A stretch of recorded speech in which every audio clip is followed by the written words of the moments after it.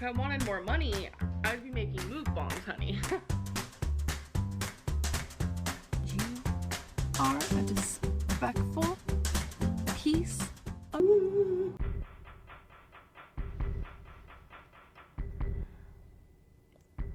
I'm everything. I am the whole universe. So there is obviously an elephant in the room. Not a pun. The interview that my ex did. Let's see. Who does everyone believe? And I told her, I just hope you don't treat Crystal, you know, or do anything like that you did to me. And then she did admit that she's hit her before. She said she hit her once. Do I believe it was once? No.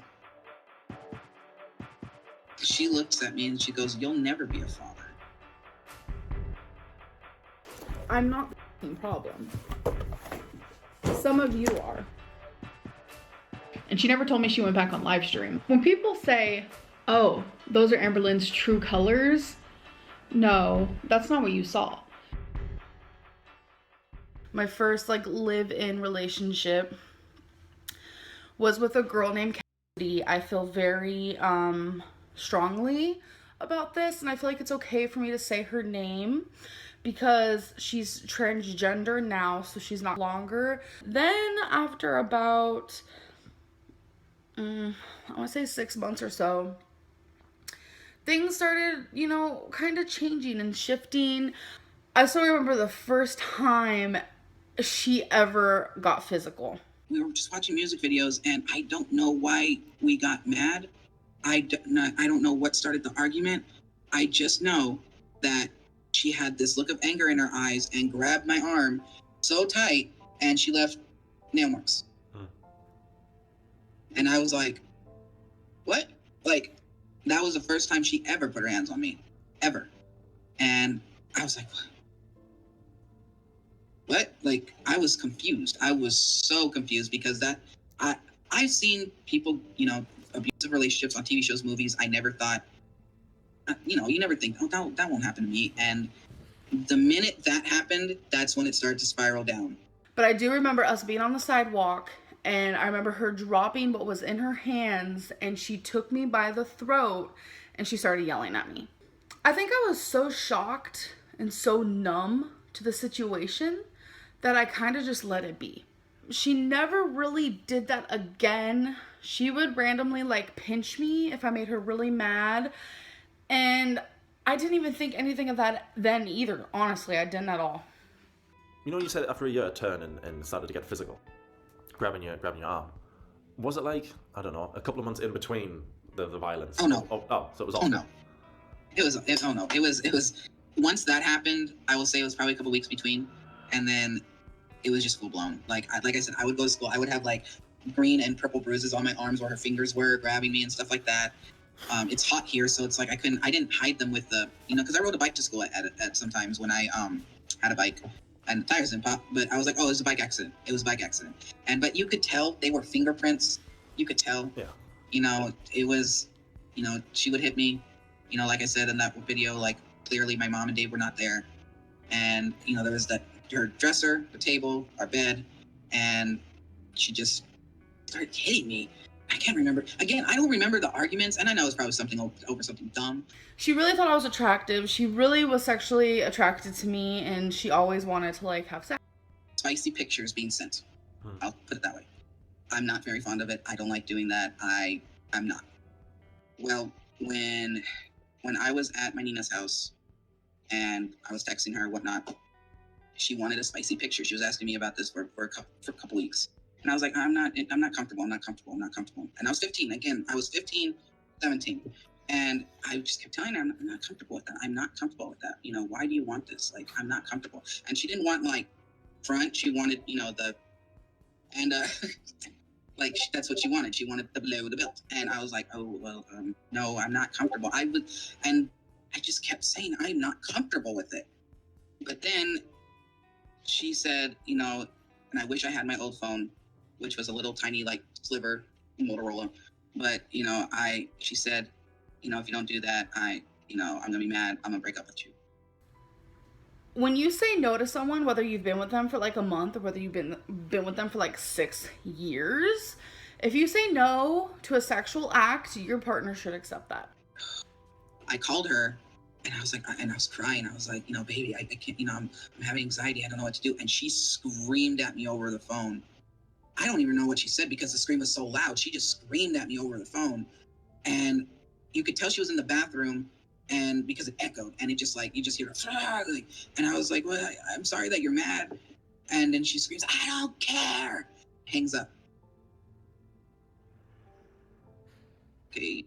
And so I was like, okay, I got to deal with this alone. And when it came to hanging out with Alex, I want to hang out with Alex. Please don't cause a scene. Nothing. I'm just going to get lunch. I'm just going to do this. I'm just going to do that. I was still a teenager. I wanted to hang out with my friends, but it felt like I was in a very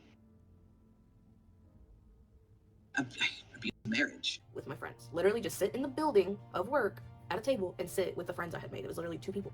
Ambelrynn wanted me to call her, and I did lie to her. Okay, so I'll admit to that. I lied to her and said that they were doing announcements at lunch that were important, so I couldn't call her. Like, I had to stay in the building. But I only lied to her because if I told her, no, I'm going to sit with them, it would have been like this whole argument. It would have been this whole big deal. And I just didn't see the point. Like, why couldn't I just hang out with my friends? But to her, that was just such an issue. And she would tell me this all the time. Yeah, you can go hang out with her. Yeah, you can go hang out with her. Yeah, you can. Okay, you're going to be good with it this time, right? Yeah, of course I will. Are you sure? Because last time, no, I won't do that. I promise. Broke promise every single time. Every time she would get mad at me, tell me I have to come home, or I'm going to break up with you, or I'm going to leave. I'm going to get on the bus right now. You won't see me again. Relationship thing. She did not like any girls wanting to be around me. She wanted it on her end, but she didn't want it on my end. Yeah. And I was like, okay, well, and then the way I work is like, fair is fair. Okay, then. And she's like, well, why you want to hang out with her? Why? I'm like, well, you're doing this with Crystal. Well, Crystal's not here. That doesn't make a difference at all. Well, Crystal's not here. Well, I'll be upset. I'll do this. I'll do that. And it's like, oh my God. So she wanted it to be, she could do whatever she wants, but the person she's with cannot. Yeah. You said last night when we were talking, you didn't know she was intimate with Crystal that time? Yeah, I did not know. She told me she was not. That they just cuddled and slept together, like slept next to each other together. And I was like, here's the thing about that too. That I don't even think Crystal knows. The night she was intimate with Crystal, hours before she was intimate with me. Yeah. I'm the main character. I feel what the main character feels. I don't want to be a girl. I want to be a boy. And she goes, well, I'm not going to date a boy. I like dating a girl. And I was like, okay. And she was like upset about it. And when I told her, I said, well, when I have kids, I don't want to be called mom. I don't want to be called mama. I want to be called papa. I've always wanted that. She looks at me and she goes, you'll never be a father. Why papa? You're not a guy. You'll never be their father. And it broke my heart.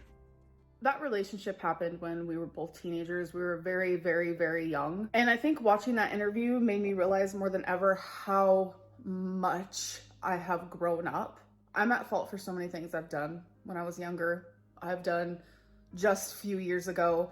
I have made mistakes. I have learned along the way. But using I was younger as an excuse, it doesn't justify, it doesn't make things okay. Like, no matter what side of the story that the audience wants to believe, regardless of anything else, it doesn't make anything that happened in that relationship okay. I know a lot of people are asking me about it, and I'm simply not going to talk about it. Like, one thing you're not going to catch me doing is sitting here saying, well, he lied about this, this is actually what happened.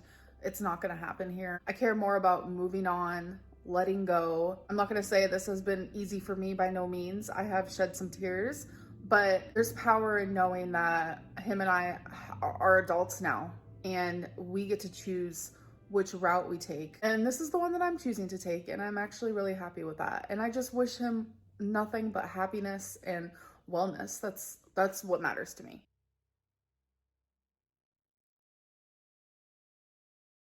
And Ambelrynn was going off on me.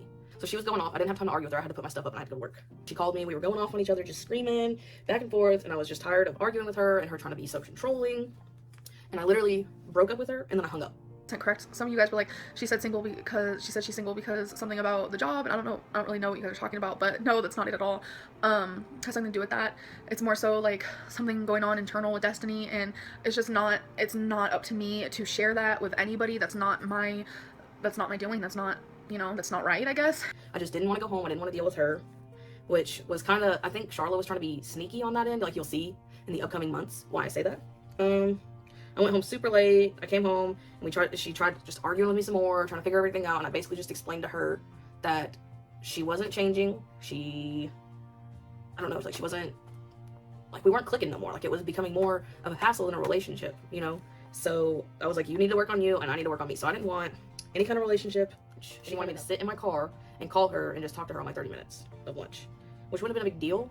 But I don't know, like, it was like I had to, I didn't have a choice. Like, I couldn't be like, oh, actually I wanted to hang out with so-and-so during lunch, whatever. No, that was not an option.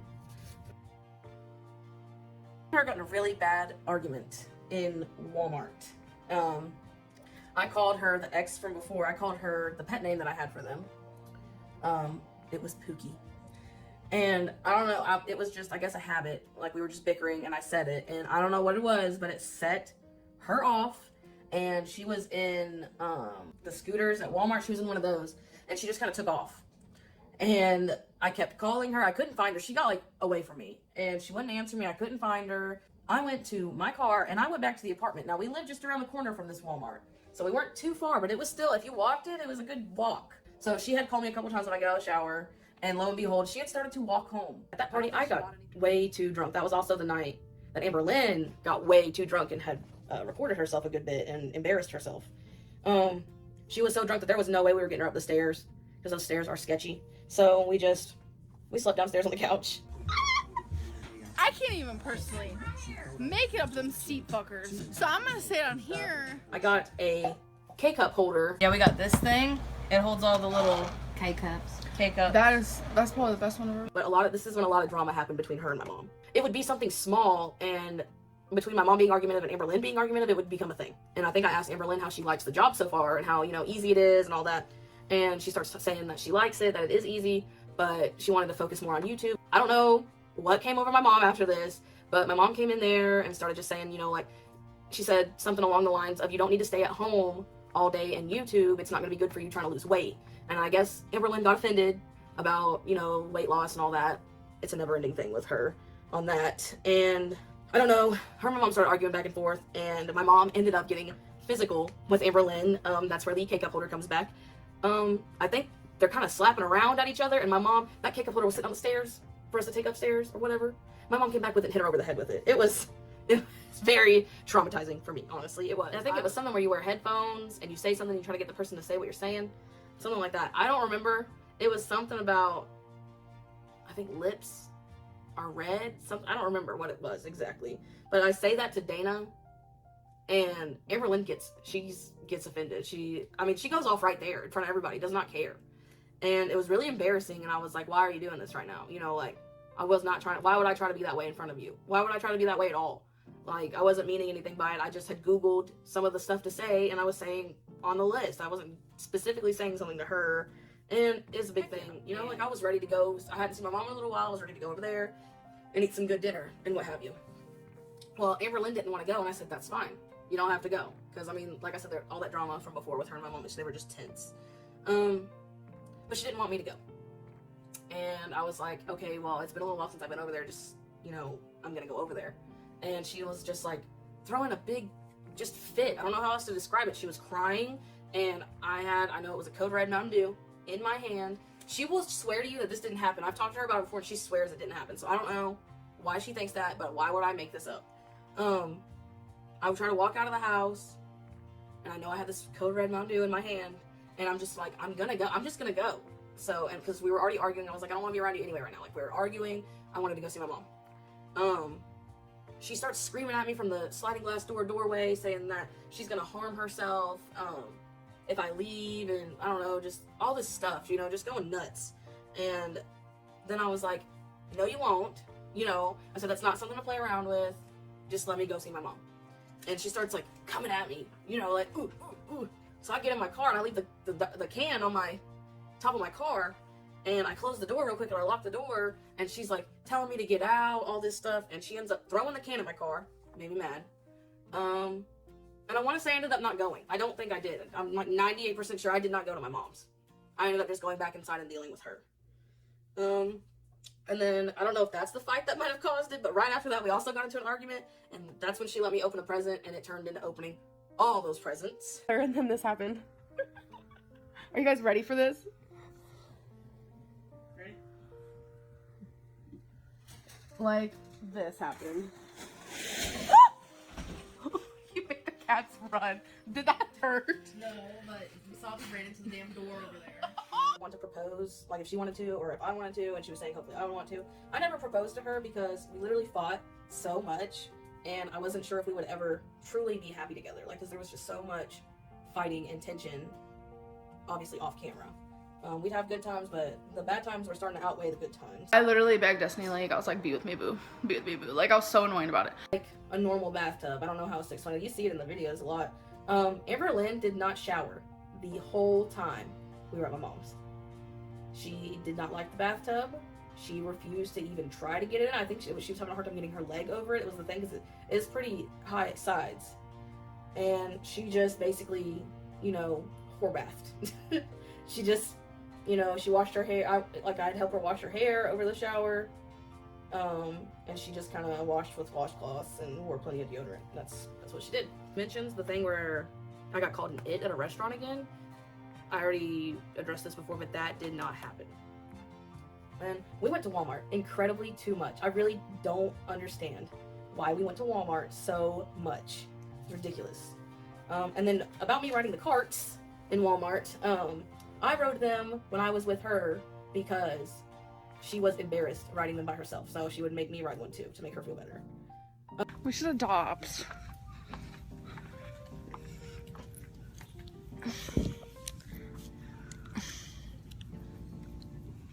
Okay, baby. You're pulling on me. You don't realize what you're doing when you're just tugging on me like I'm a freaking jungle gym.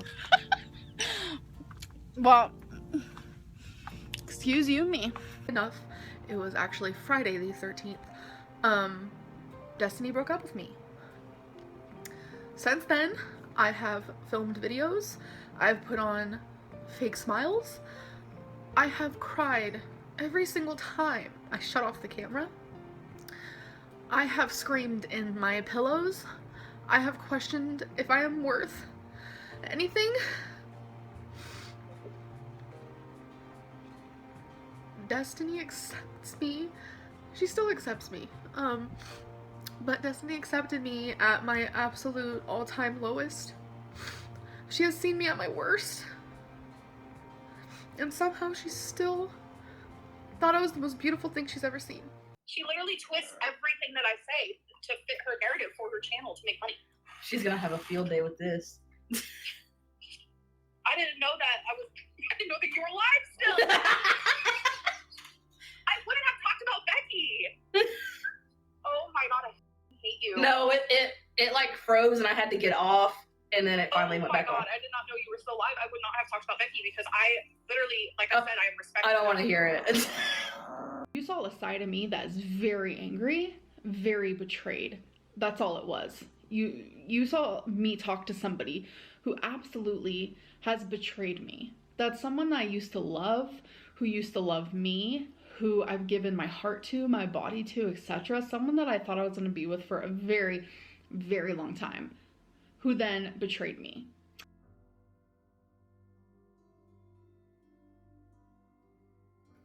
So again, if you want to send me anything, here's my P.O. box. But I think I just need to make like a public announcement. There are a lot of things.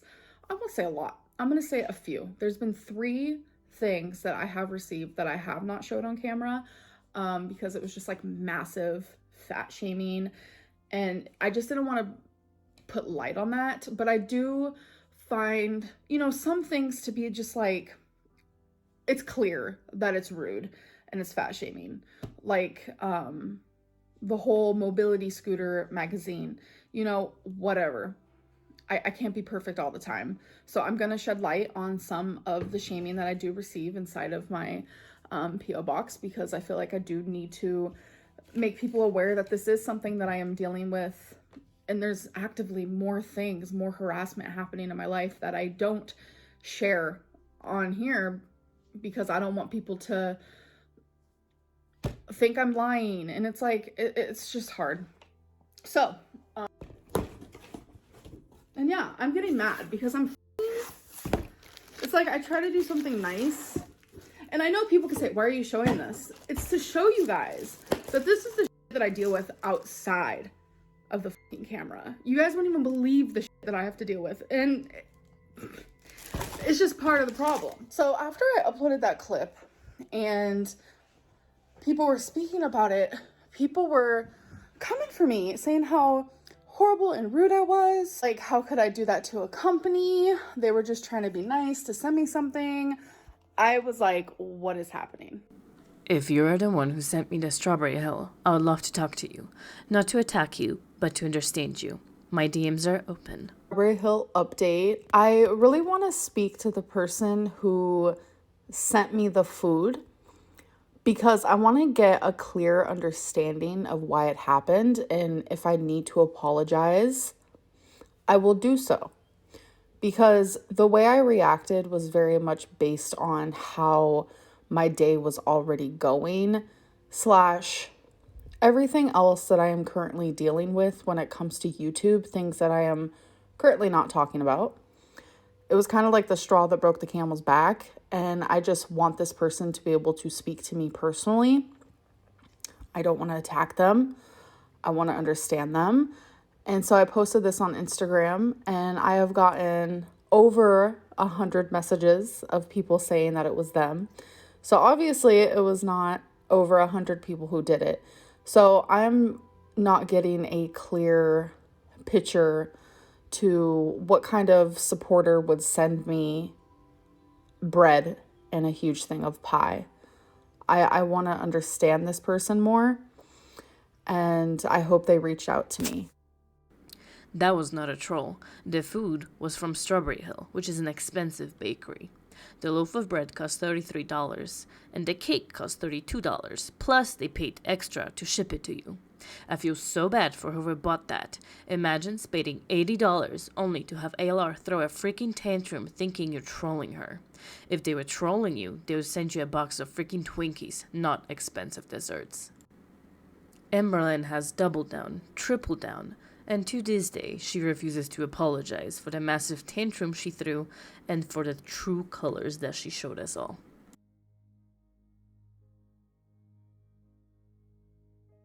And I have a really bad habit of eating really fast, and I don't chew a lot. I need to chew my food more. It's something I have definitely been trying to work on. I take really big bites. Also, something else I'm working on. These are things that I am working on. And it felt like someone literally took my invisible oxygen cord of life and completely cut it off. They just took it, cut it. I couldn't breathe.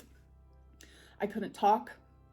I was choking on a very big piece of potato that I literally didn't chew.